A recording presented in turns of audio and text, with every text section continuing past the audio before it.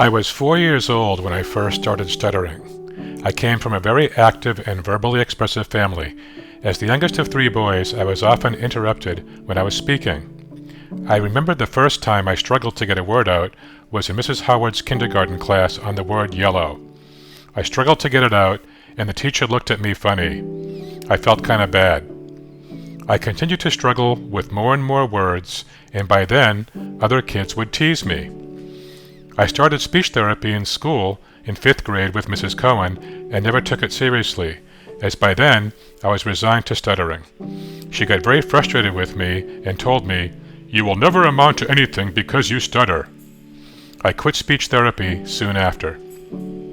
I took it as a personal challenge and excelled in school, threw myself into any opportunity to speak in front of the class and in public. I also spoke on TV and radio.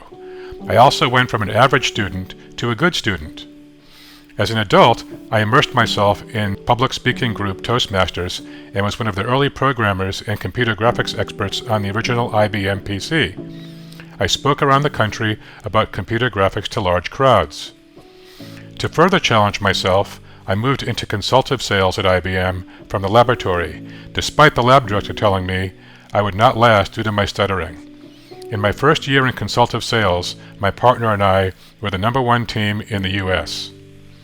I would still get nervous talking in front of groups, so at 25 I went to speech therapy, where the therapist showed me that the quote-unquote normal person has disfluencies in 1 out of every 1,000 words. I was disfluent in 3 out of 1,000 words. He made me realize that my stuttering was actually very mild and not that far off the norm.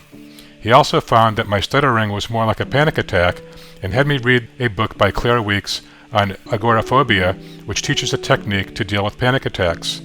This worked wonders, and though I may still stutter at times, it has diminished, and regardless, I am very comfortable in my own skin.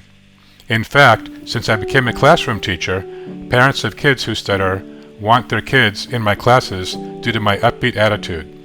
I am very open about it with my students, and they really love the fact that I am so comfortable with it. I met a woman 31 years ago, and at first she did not like me. She was a speech pathology graduate student. After I told her I stuttered, she went out with me because she needed clinical hours with a person who stuttered. We will be celebrating our 30th wedding anniversary and our parents to 2 successful children.